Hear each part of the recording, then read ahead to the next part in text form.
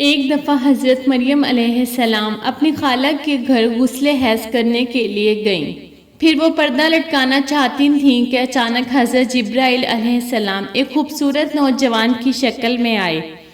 حضرت مریم نے ایک اجنبی شخص کو یوں اپنے قریب دیکھا تو گھبرا گئیں اور کہنے لگی، میں تجھ سے پناہ مانگتی ہوں، اگر تو اللہ سے ڈرتا ہے تو یہاں سے چلا جا۔ حضرت جبرائیل علیہ السلام نے فرمایا، تم مجھ سے ڈرو نہیں، میں تو پروردگار کا بھیجا ہوا فرشتہ ہوں اور تمہیں ایک پاکیزہ بیٹا دینے کی خوشخبری لے کر آیا ہوں۔ حضرت مریم علیہ السلام نہایت حیران اور پریشان ہوئیں اور تعجب سے فرمایا، بھلا میرے ہاں بچہ کیسے ہو سکتا ہے؟ مجھے تو کسی انسان نے ہاتھ تک نہیں لگایا اور نہ ہی میں بدکار ہوں۔ حضرت جبرائیل علیہ السلام نے فرمایا، ہاں بات تو یہی ہے، لیکن اللہ تعالیٰ فرماتے ہیں کہ میرے لیے یہ بہت آسان ہے اور ہم اسے اپنی قدرت تخلیق کے نشانی بنانا چاہتے ہیں۔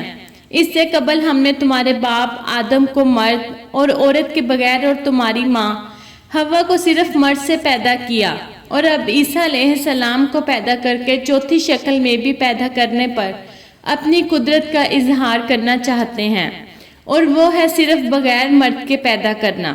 دراصل اللہ تعالیٰ تو قادر مطلق ہیں، وہ جب جہاں اور جس طرح چاہیں پیدا کر سکتے ہیں۔ وہ بے جان چیز سے جاندار کو پیدا کر سکتے ہیں اور جاندار سے بے جان کو۔ بیٹے کی بشارت کے بعد حضرت جبرائیل علیہ السلام نے آپ پر پھونک ماری اور وہاں سے چلے گئے۔ کچھ دنوں کے بعد حضرت مریم علیہ السلام کو بچے کی پیدائش کے آثار محسوس ہونے لگے۔ جیسے جیسے پیدائش کے دن قریب آتے جا رہے تھے، آپ کی پریشانی میں بھی اضافہ ہوتا چلا جا رہا تھا۔ جب پیدائش کا وقت قریب آیا تو آپ لوگوں کے خوف سے بیت المقدس سے تقریباً 9 میل دور جنگل کی جانب ایک پہاڑی کوہ سرات کی جانب چلی گئیں۔ یہی وہ جگہ ہے جو بعد میں بیت الحم کہلائی۔ جب درد زا شروع ہوا تو آپ ایک کھجور کے درخت سے ٹیک لگا کر بیٹھ گئیں۔ زچگی کی تکلیف کی شدت اور دنیا والوں کے خوف نے آپ دیدہ کر دیا۔ کہنے لگیں، کاش میں اس سے پہلے ہی مر گئی ہوتی اور لوگوں کی یاد سے بھی بھولی بسری ہو جاتی۔ علماء فرماتے ہیں کہ انہوں نے موت کی آرزو اس لیے کی کہ وہ عزیز و اقارب، خاندان، برادری اور لوگوں کو کس طرح مطمئن کر سکیں گی، جبکہ کوئی ان کی صداقت کی تصدیق کرنے والا بھی نہیں۔ ان کی شہرت ایک نیک پارسا اور زاہدہ کے طور پر تھی، لہٰذا ان کے لیے یہ تصور ہی بڑا روح فرسا اور تکلیف دہ تھا کہ لوگ انہیں بدکار سمجھیں۔ ابھی حضرت مریم ان جانے اندیشوں اور وسوسوں میں گھری ہوئی تھی کہ حضرت جبرائیل علیہ السلام نے وادی کے نیچے سے آواز دی، اے مریم پریشان نہ ہو، تمہارے پروردگار نے تمہارے قدموں تلے ایک چشمہ جاری کر دیا ہے، اور ذرا اس کھجور کے درخت کو ہلاؤ، دیکھو یہ تمہارے سامنے تر و تازہ کھجوریں بھی گرا دے گا۔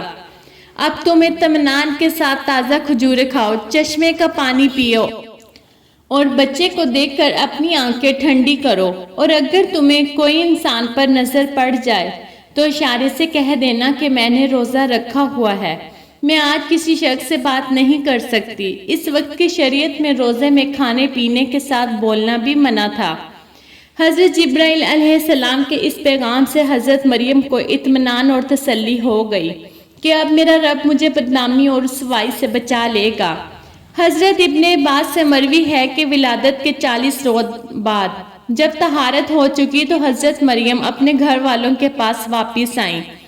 لوگ نومولود بچے کو گود میں دیکھ کر حیران رہ گئے اور بدگمان ہو کر بولے، اے مریم بھی تو نے تو بڑے گناہ کا کام کیا، نہ تو تیرا باپ برا آدمی تھا اور نہ تیری ماں بدکار تھی۔ حضرت مریم علیہ السلام نے جبرائیل امین کی ہدایت کے مطابق بچے کی طرف اشارہ کر دیا۔ روایت میں ہے کہ جب خاندان والوں نے حضرت مریم کو ملامت کرنا شروع کیا تو اس وقت حضرت عیسیٰ علیہ السلام دودھ پی رہے تھے۔ جب انہوں نے لوگوں کی ملامت بھری باتیں سنی تو دودھ پینا چھوڑ دیا اور اپنی بائیں کروٹ پر سہارا لے کر ان کی جانب متوجہ ہوئے اور انگی شہادت سے اشارہ کرتے ہوئے فرمایا، عبداللہ یعنی میں اللہ کا بندہ ہوں، اور پھر اللہ کی طرف سے نبوت اور کتاب ملنے کی خبر دی۔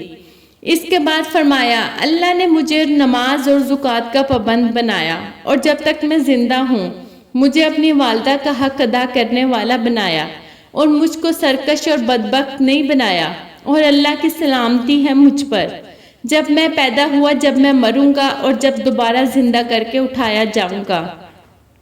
لوگوں نے جب نومولود بچے کے منہ سے یہ الفاظ سنے تو حیرت زدہ رہ گئے اور انہیں یقین ہو گیا کہ بی بی مریم پاک دامن ہے اور یہ بچہ اللہ کا برگزیدہ بندہ ہے۔ اس واقعے کے بعد خاندان اور بنی اسرائیل کے سمجھدار لوگ دونوں کی بڑی عزت کرنے لگے اور انہیں خیر و برکت کا باعث سمجھنے لگے۔ پلیز میرے چینل کو سبسکرائب کر کے ویڈیو کو لائک کر دیں۔